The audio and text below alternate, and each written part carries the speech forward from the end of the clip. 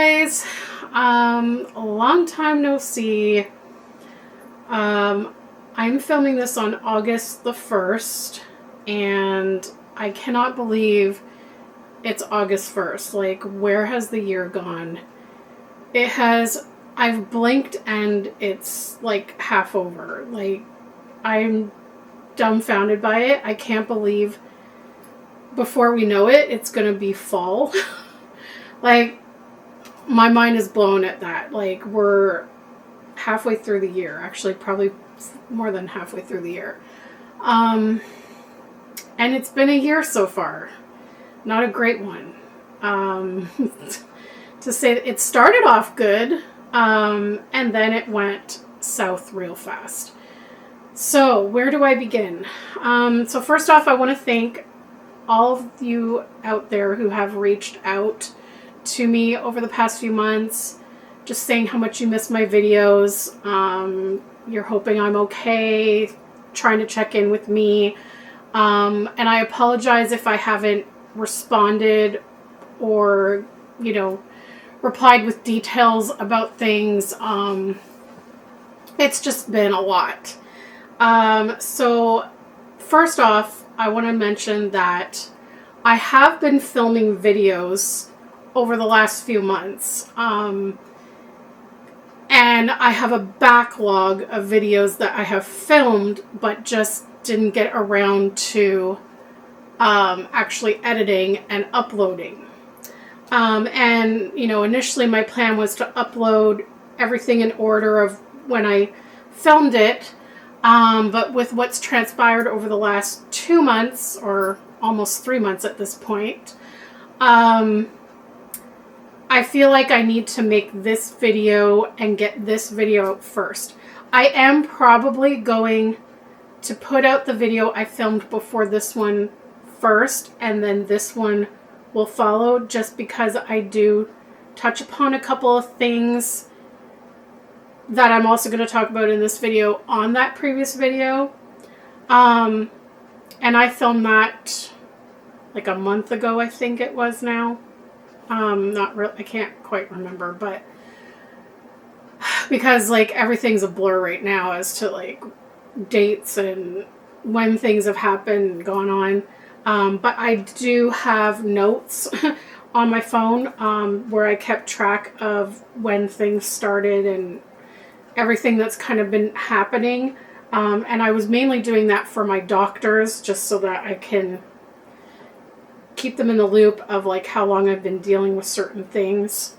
So yeah, this is going to be basically like a health update video.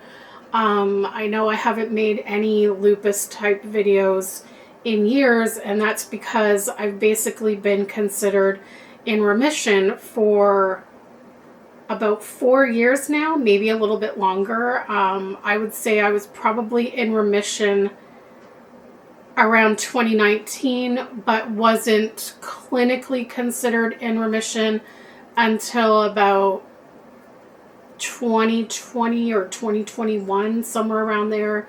And then I weaned off of the Myfortic, which was an immune suppressant drug. And I weaned off of that and was successfully off of that for, I think I was officially finished and off of that by the end of, it's so hard to think. I wanted to start weaning off of it in 2021, but some things happened with my lungs that were questionable at the time, and so they didn't want me to wean off of it yet. So I started weaning off of it in 2022, and by the end of 2022, I was probably like, I think by September 2022, I was completely off of the medication. And then once I had a certain amount of months off of that without a flare-up, then they kind of like labeled me as in remission, but technically I was in remission prior to that. So basically since 2019, things have been quiet with my lupus, so that was great. The only thing I was still tackling was fatigue, and that's basically because, like, my sleep is a mess. I've talked about it before in my videos. Like, I think it all stems back to waiting to get the diagnosis of lupus. And so for an entire year, I was dealing with such tremendous joint pain that it messed up my sleep so bad. Like, I was constantly waking up in pain all night long. And I feel like my body just got stuck in that rhythm of constantly waking up, and it never really has resolved over the years. Even when I go through periods of having no pain or no symptoms that disturb my sleep, I still just my body just wakes up, and so I never really have like restful sleep. And then of course I do go through periods where, you know, I might catch a cold and that affects sleep more. Or, you know, sometimes I deal with issues with my ears hurting, or the right side of my nose I've been dealing with for a few years now, where for some reason at night sometimes it gets congested. I've been to an ears, nose, throat specialist and they couldn't find anything. They just told me to get a wedge pillow to sleep elevated, and sometimes that helps, sometimes it doesn't. So, you know, here and there I will deal with things, or here and there I will have a night where I have some joint pain or whatever, not linked to lupus, but just sort of like aging, you know, aches and pains you get as you age. And so, you know, some nights are worse than others. Like, if there are nights where I have symptoms, it makes it worse.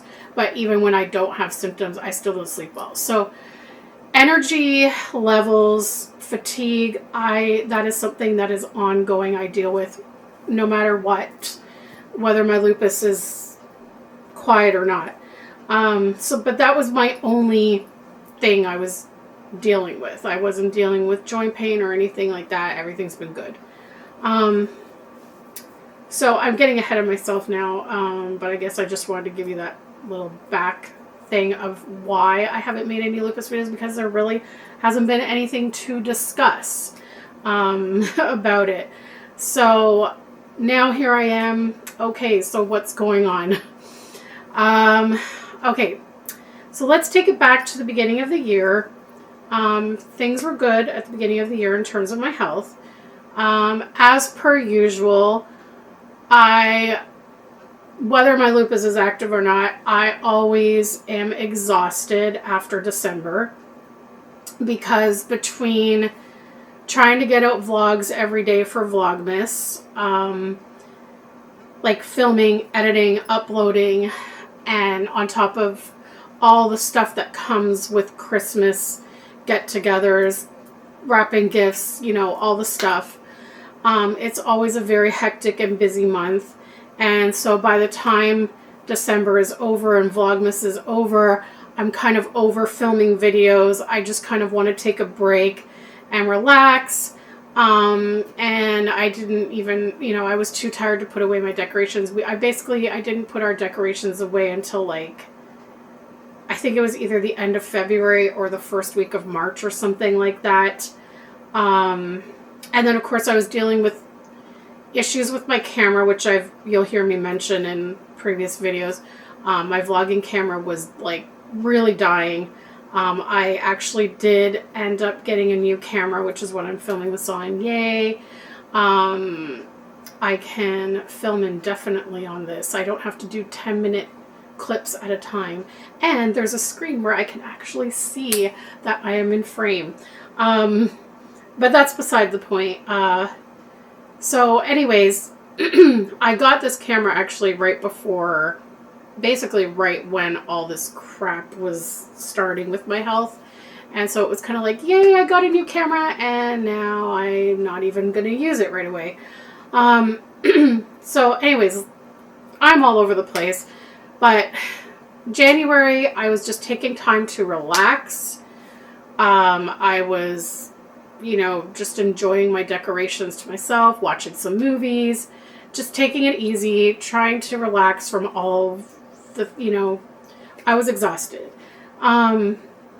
And I was also job hunting, trying to find a new nanny job because I had been out of work since July. And I had applied to so many nanny jobs over those months and was not hearing back from any of them for some weird reason. And then I think it was in January, maybe towards the end of January, or maybe it was the beginning of February. It's hard for me to remember exactly when, but I just happened to be on Canadian Nanny looking at a job posting that was not far from me, and it sounded perfect for me. And it just so happened that the mother who had posted the job ad was actually online at the time that I applied. Like, I could see the little symbol saying she was online. And I think that was what was the luck of the draw at that time. I think because I had applied to other jobs while the person was offline, I'm thinking I probably got lost in a sea of other applicants. Because I later found out from this mom that I ended up chatting with and having an interview with, that they had been having a hard time finding a nanny because they were getting tons of like spam, basically, like hundreds and hundreds of spam messages, or messages from people who just like weren't qualified, or people that didn't even live in Canada yet and were looking to come to Canada. And it was just, and so I'm thinking to myself, that's probably what happened, is I got lost in a sea of maybe spam. This is probably a new thing that's hitting these websites now that I never dealt with in the past. But anyways, it just so happened she was online at the time that I applied, and she went right away, read my email, or read my message, read my profile, liked what she saw, and immediately messaged me back, and we started chatting, like right on the spot. And immediately I felt a sense that this might be a match for me. And so the following week I had an in-person interview with them. And at the time, the baby was, I'm trying to think. If it was in January, she was born in November. So she was probably about 2 to 2.5 months old at the time that I had the interview. And they were trying to line up someone to start at the end of March when the mom was going to be going back to work. Both parents work from home. And so the baby would be 4 months old when I would start the position. And we just hit it off at the interview. They were super nice, super laid back. They actually really reminded me of Jay's parents. That little guy that I took care of during COVID, where, you know, I was super sad that they moved to the US. Like, I really loved working for them, but it just ended up being a very short-term thing, due to like the whole COVID situation, whatever. Anyways, they reminded me very much of Jay's parents, and, like, just super nice people, very laid back. And the one thing that struck me in the interview was like, we were discussing the fact that, you know, like, it would be 4 days a week, 6-hour days, and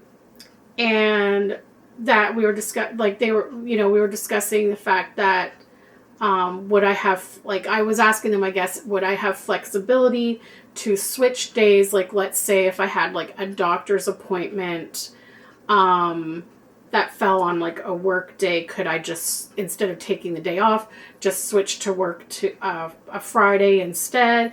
And the dad just kind of made a joke like, no, like, you can't, like, how dare you take care of your health? But he was saying it in like a joking way. And I got the sense that, like, obviously, like, they really care about like their nanny's health and well-being. And so that was kind of a good, like, that made me feel good, which, funny enough, like, later really came into play. It was like, it was almost like a foreshadowing, like, looking back on it. But anyways, we really hit it off. Baby was super cute. We immediately started negotiations on the contract, which they basically agreed to everything in my contract. There was just like one minor little like wording change that they wanted to do, but it didn't really like change the actual contract. It was just wordings, really. And I'm getting paid the highest rate I've been paid yet as a nanny, so that's nice. Like, I'm not getting the rate I wanted, but we met sort of in the middle with their budget and with my expectations, and I was happy with it because it's still it's still the highest rate I've been paid yet, so it's great. And they were looking for someone long term, which was a big thing because, as you know, the last few nanny positions I've had have been very short term, which has not been fun because then I find myself out of work for months in between jobs, and it just hasn't been good financially. So to find like a place that's close to home, super nice people, very understanding people. They even like said like if the weather's bad, they would come and pick me up or drive me home if I wanted. It just was a good thing, and they're looking for at least 2 years, but probably more because they are planning to hopefully have another child, which would extend my position anyway. So I was like, yay, finally, like a long-term position. This is great. I was a little bit nervous in terms of my sleep consulting business because I was like, well, working 4 days a week instead of 3, is going to give me less time to work on my business. But I sort of had a plan that's like, well, when I get home, I'll do what I can on the business, and then Fridays I'll like really like go gung-ho on the Fridays for my business and whatever. Anyways, I had a plan, and I thought, once we solidified the contract and I accepted the position, I knew I had about 2 months before the position started. So that was again why I filmed videos, but I didn't get around to editing them because I was really focusing on using the 2 months before I went back to work to get things done around the apartment that had been put off, as well as working on my business because I was trying to get certain things set up within my business before going back to work because I knew I would have less time to work on those things. So I really was just focused on that for basically like February and March. And then I started this position on March 31st. And the baby is so sweet. I absolutely love her to bits. And she is so easygoing, so easy to take care of. Naps were rough at the beginning, but once she was close to 5 months and the 4-month sleep regression was hitting, then they asked me to help with sleep training since I'm a sleep consultant. And so I actually went and wrote out a whole sleep plan for the baby, for the parents. And I didn't even ask to be charged extra for that. I just did that on my day off and sent it to them. And when it worked, they were so happy that they actually paid me like an extra $300 that week just for writing up the sleep plan and everything. And things have been going well with that, with her sleep. Naps, she still dealt with short naps even though she was sleep trained, but as she's gotten older, her naps have gotten more consistent and longer, which is biologically normal, really. And it's just been a thrill taking care of her. She is the cutest baby ever. I absolutely love her. She is always smiling. Now I can get her laughing, and she's just from day one has been super comfortable with me, and she's just a joy to take care of. So then let's get into what I've been dealing with. So April 23rd, so I hadn't even been with them a full month yet, because I started March 31st. So April 23rd, I was starting to get a scratchy throat. And I'm thinking, oh no, please don't let me be getting sick. And by the time I got home that evening, I was feeling pretty crummy. And I had plans to go to bed early that night And Alex was already in bed. Like, he goes to bed even earlier than I do. But he was already in bed, and I was getting ready for bed nice and early, for me anyway, because I am a little bit of a night owl too, which also is not great with my crappy sleep, but that's a whole other story. And so, anyways, I'm getting ready for bed, and I happened to notice in our bathroom what looked like water leakage, because there was one other time where we had our washing machine leak water, and it left this like mark on the grout in part of our bathroom. And so all of a sudden I was seeing that on our grout as I was getting ready for bed, and I'm like, oh no. So then I came out into our hallway to check. Sure enough, our carpet was wet. So now I was stressed because I'm feeling sick, and I wanted to get to bed early so that I could go to work the next day and not feel like absolute garbage, and try to nip this potential cold in the butt.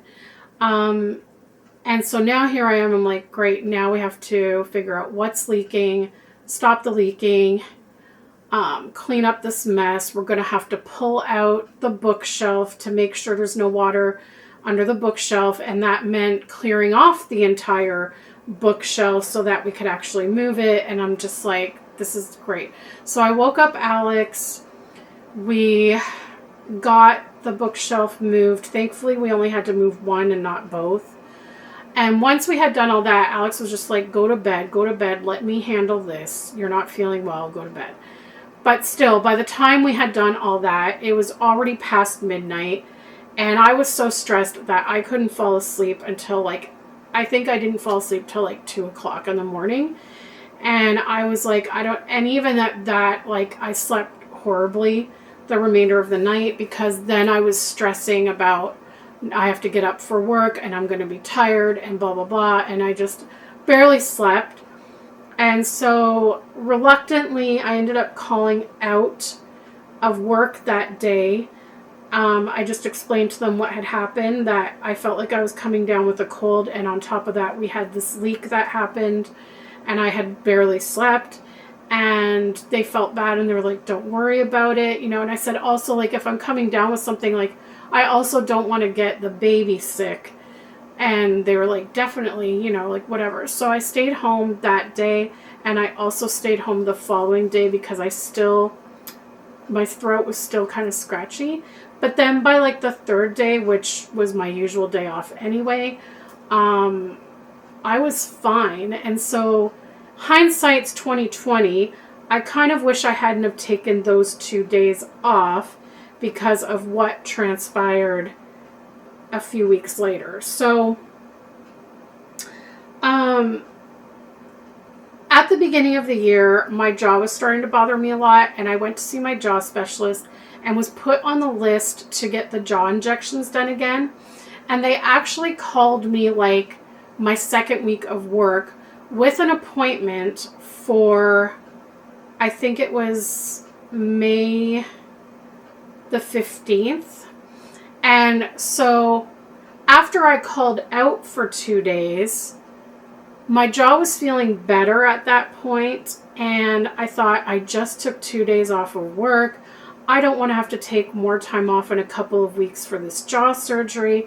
So I called the jaw specialist and said, can you just put me back on the wait list, and I'll take whatever the next available surgery date that comes up, because I said right now my jaw is feeling fine, so I don't even know if I should be getting the surgery, the jaw injections at this point when everything's feeling good. And also, like, I didn't want to have to take that time off so soon after taking the other time off. Turns out canceling that procedure was good, because I ended up getting sick like literally the day before what would have been the surgery, and I probably would have had to have the surgery anyway. So basically, this is where things started to happen.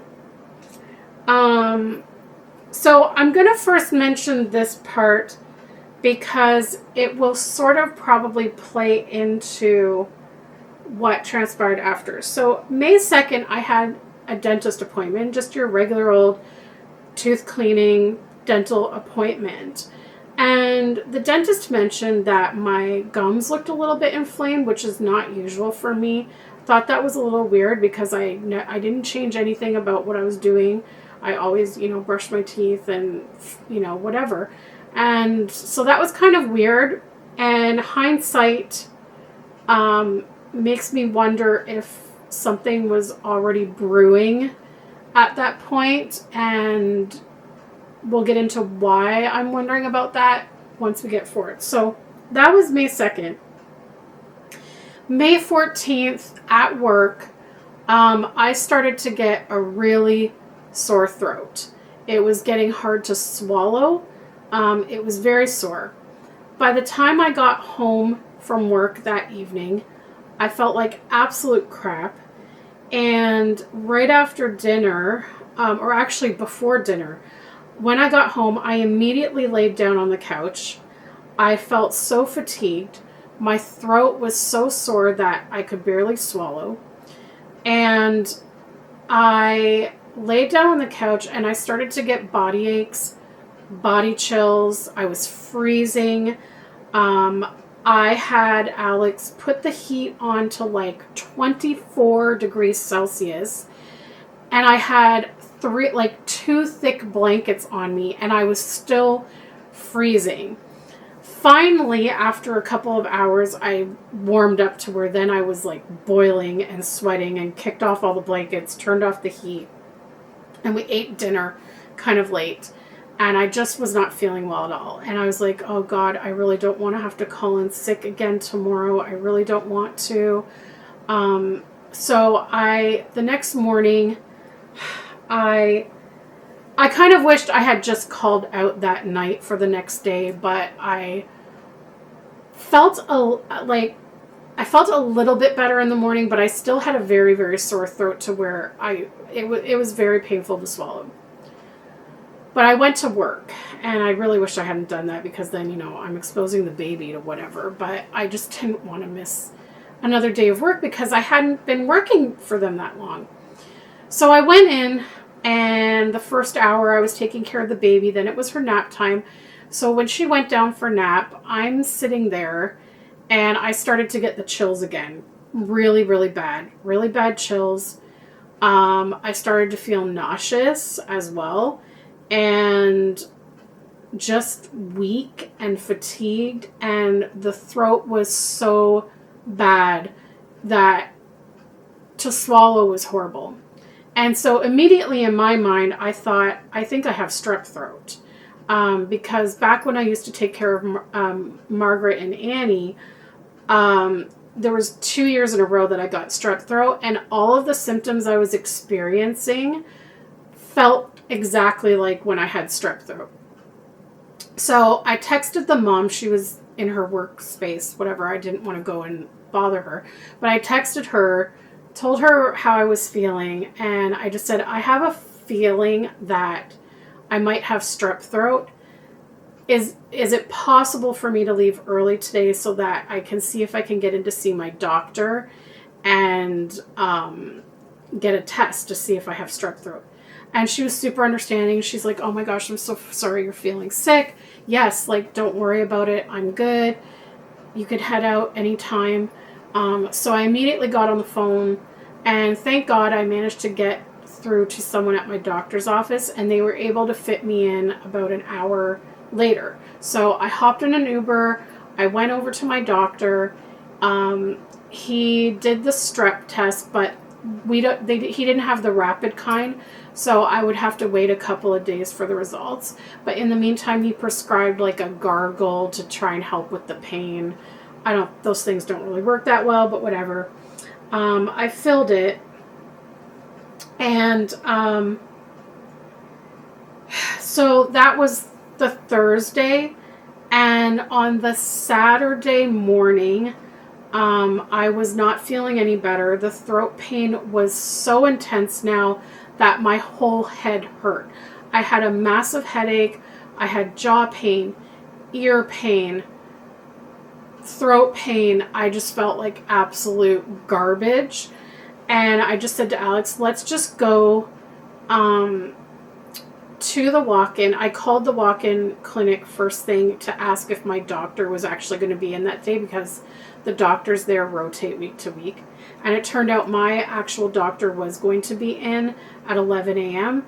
So we headed out the door, got there at 11, got in and saw my doctor right away. And he said that he had the strep test results and they were negative. I did not have strep throat. And I was like, okay, then why do I feel this bad? Because never in my life would I ever have a sore throat that bad for a cold. So he decided to send me for blood work. And so I did that and we headed home. It was about 5 p.m., 4 p.m., 5 p.m. at night in the evening, I think. I can't remember the exact time. I think it was somewhere between 4 and 5 p.m. that I suddenly got a phone call from my doctor from his home because he had actually gone and checked my blood work online and the results were back. And he said, your test results came in, and he said, your white blood cells are dangerously low. You are at high risk for infection. I would advise you to go to the ER immediately. And I was like, okay. So I needed to shower that day, and I was like, we don't know if I'll be admitted or what's going on. So I'm just going to quickly have a shower, no matter how shitty I feel. I'm just going to quickly have a shower so my hair is clean. And then I packed up, my little hospital bag that I always bring to the ER just in case I'm admitted. And we headed out the door. And we got to the ER, I want to say it was probably about around 7 o'clock, 7:30 at night. And we were there all night. Basically, I ended up being there for about 24 hours, maybe a little over 24 hours. But basically, ER is a long wait to see a doctor. But when I finally saw the doctor, they had run a bunch of blood work. They had sent me for chest x-ray. I think even a CT scan, if I'm not mistaken. All kinds of tests that they ran. And their tests came back as well, showing that it wasn't like white blood cells per se. It was a type of white blood cell called neutrophils. And I before all this, I didn't even know. I thought you just had white blood cell count and that was it. I didn't know that there's different types of white blood cells. And so neutrophils are the type of white blood cells that help your body fight off bacterial and fungal infections. Not really viruses, but bacterial and fungal infections. So when you have a very low neutrophil count, you are susceptible to catching really bad infections that have the potential to turn deadly if not caught early and treated properly. So my neutrophil count was 0.1, and the normal range is 2 to 7.5, or 2 to 7.5. I was at 0.1, meaning I had almost zero neutrophils in my body to fight off infection, which is not good. So what followed was tons more blood work, trying to check for like all different types of infections. So they were looking at everything there and just testing for all kinds of stuff. I mean, I don't even know everything that they tested for, but they were testing for any and every infection you could think of. Now, in the meantime, I was in excruciating pain. Like I said, my entire head, it was like pain I have never experienced before. I think it was even worse than strep. It was bad. They had done that's what it was. They did a CT scan of my head and neck, and it came back showing that all the lymph nodes in my neck were severely swollen, which is why I had so much pain and why it was hard to swallow. And so they immediately put me on IV antibiotic as precaution, because at that point they didn't know if I had a bacterial infection or not. But because of the neutrophils, and also I presented with a fever at the ER. When they took my temperature, I had a fever. And I'm telling you guys, I have not had a fever since I was a kid. A lot of people with lupus get fevers as part of the inflammation process. I never have. I had strep throat 2 years in a row and never got a fever for those, which most people get a high fever with strep throat. I did not. I have not had a fever since I was a kid. I'm just not the type to get fevers. So when they checked me in at the hospital and they said, you have a fever, that was serious, because then I was considered febrile neutropenic. Neutropenia is basically meaning like you have severely low, well, they labeled me as severely neutropenic, meaning I barely had any neutrophils to fight off infection. It's serious. It can become life-threatening. So they immediately put me on IV antibiotics as a precaution, just in case it did come back showing I had a bacterial infection. They wanted to get ahead of it, so that things didn't turn serious. And once I finished that IV of antibiotics, then they also gave me an IV of heavy-duty steroids. It wasn't prednisone. It was some other steroid I've never heard of, but it was heavy-duty steroids. And I kid you not, guys, within an hour after getting that, the pain started to slowly get relieved in my throat. And over the course of, I would say 5 hours, the pain was almost totally gone. I couldn't believe how fast those steroids worked. Those had to be the best steroids I've ever been given in my life. And by the time the afternoon came, the pain was pretty much gone. My throat felt a little bit scratchy, but the pain was gone. And when the doctor examined, like, when they feel your glands and they feel your lymph nodes and everything. Well, before the steroids, when they would push here, it was so painful. At this point, when they were pressing around, I felt nothing, no pain at all. So they said, the swelling basically had gone down in the lymph nodes. So that was fantastic. But they were still keeping me there because they were running more tests and things. And so anyways, by the evening, they decided to send me home, and they just came to the conclusion that I probably had caught something viral, and that this virus tanked my neutrophils, because apparently sometimes that can happen.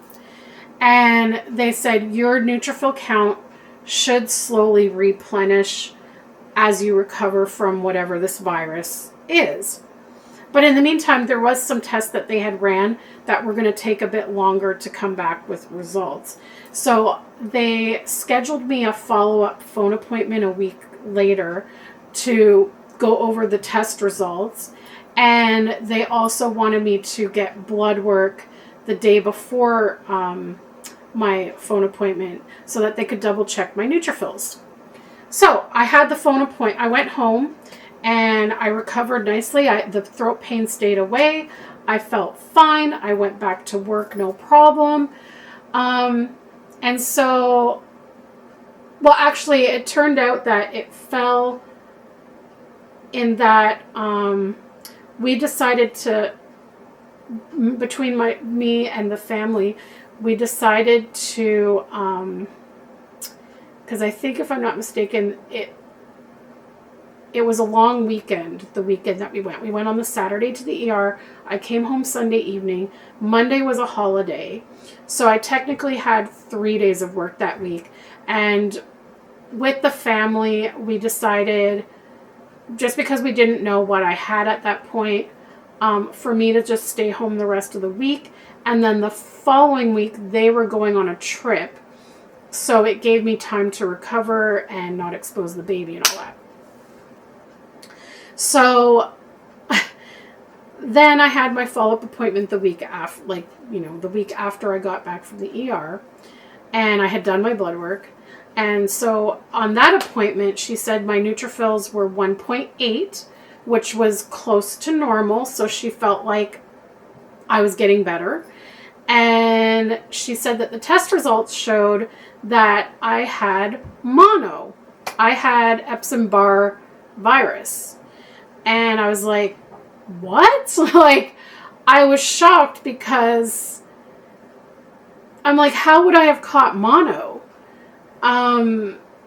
Where the heck would I have caught mono? And she's like, well, it's possible that, like, maybe your husband's a carrier of the virus and he just didn't know and he just didn't have symptoms. Because, like, a lot of people, she says, a lot of people contract Epstein-Barr virus when they're a child, and usually children don't really get symptoms. And then it stays in your body, and sometimes it can sort of reactivate and you can shed the virus without even knowing it. I'm like, okay, well, because I mean, like, like I said to her, isn't it usually like passed through saliva, like sharing drinks, sharing utensils, kissing, that kind of stuff? Like, the only person I do that with is my husband. So it was kind of a weird thing, like, where did I get mono? But anyways, she's like, yeah, so she goes, it looks like your neutrophils are, kind of going back up, so you should be fine. Well, my family doctor also wanted me to repeat blood work for him to keep an eye on the neutrophils. And so so I did blood work for him the following week, and it came back as 0.1 again.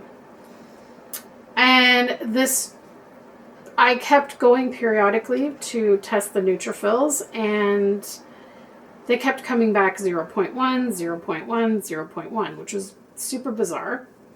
But I felt okay until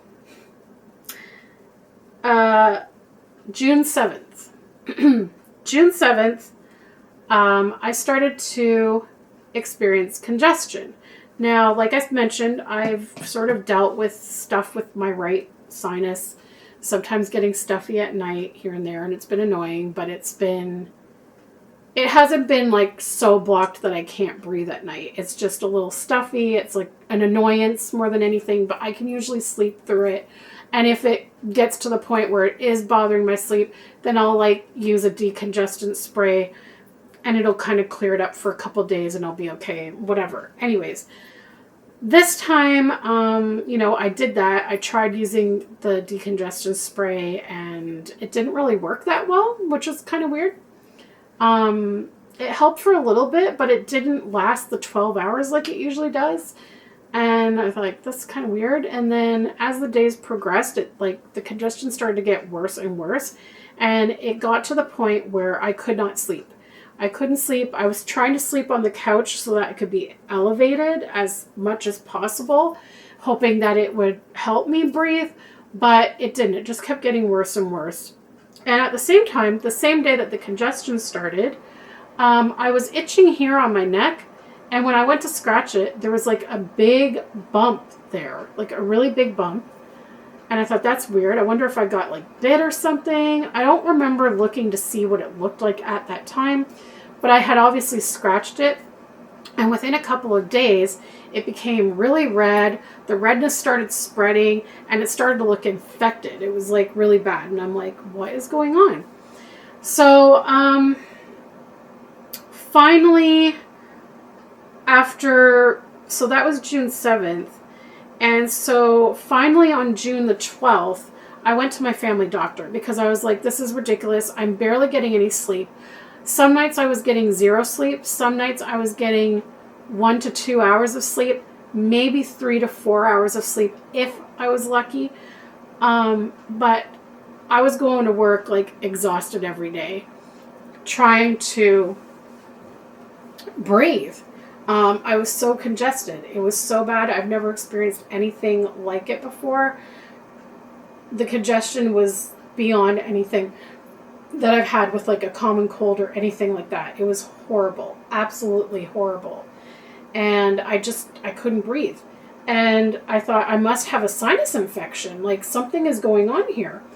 So I went to the doctor's and he put me on a 5-day course of antibiotics. So I took that from the 12th to the 16th and nothing was helping. It really wasn't getting better. And either June 14th or 15th, I was up in the middle of the night because I couldn't sleep, because I couldn't breathe. And I decided to try doing like a steam inhalation thing. So I'm boiling the kettle, getting a big bowl to fill with the boiling water. Maya was bugging me for water from the tap, but I was like, I can't right now because I have all this stuff on the kitchen counter that I'm getting ready. So then, the water's boiled. I've got my head over the bowl with a towel over my head, trying to inhale the steam, see if it clears my sinuses. And Maya decided to bite my left ankle because I guess she was pissed off that I wasn't giving her water from the tap. And I looked down and it was bleeding, but it was just the smallest little bite ever. And I mean, Maya's bit me, Maya's scratched me before, and it just usually is like a tiny little scratch, tiny little bite. If the skin breaks, it just does its typical, little scab on it, and then it, slowly gets better. Well, over the next few days, it turned into, first I realized it, I think it was like 2 days later, 3 days later, it was itching on my ankle, and I looked down and I noticed like it's almost like a blood blister or something going on my ankle, and then it progressively started to expand and get worse, and I'm like, what in the world? So on June 17th, I had already scheduled in advance appointment with the Lupus clinic with my rheumatologist. And so we discussed everything that happened with the whole mono stuff and discussing the whole neutrophil count still being low at like 0.1 every time. And she tested it again that day and it came back 0.1 again. So we were kind of discussing that, and then I was telling her about everything going on with the sinuses, this bump on my neck, which she got to see, and she's like, that's definitely infected. And then I showed her the cat bite, and she says, that's definitely also infected. So she was very concerned about the cat bite more than anything. And she goes, you know what, since your neutrophils are 0.1 and you're very at risk for infection, and with all these things going on, she put me on 2 antibiotics for 10 days. So I took those antibiotics from June 19th to the 29th. And she also prescribed me this steroid nasal spray to do twice a day. After I finished the 10-day course of antibiotics, or actually maybe a few days before it finished, my sinuses cleared up.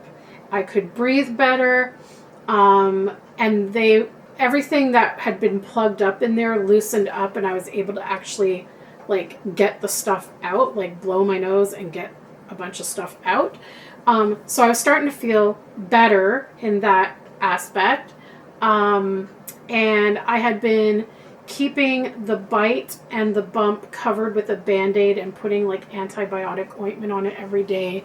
And they were starting to look a little bit better. Not totally better, but a little bit better each day.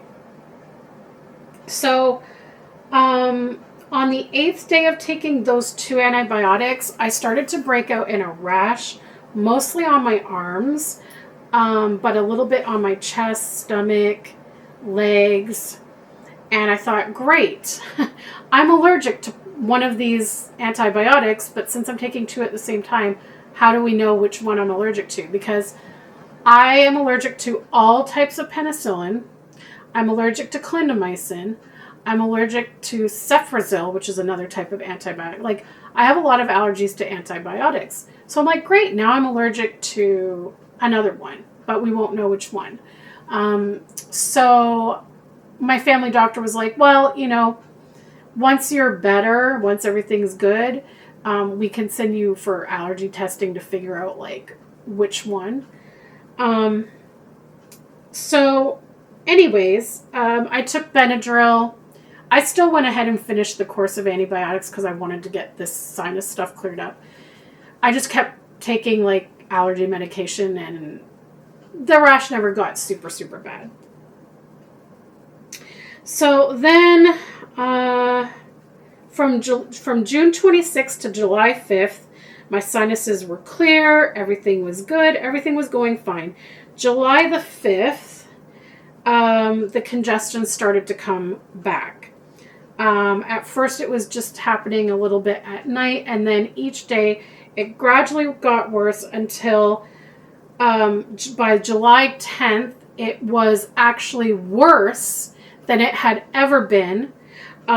It got to the point that Thursday, July 10th in the evening, I got home from work, and it was to the point that both nostrils were completely plugged up to where if I tried to breathe through my nose, I couldn't.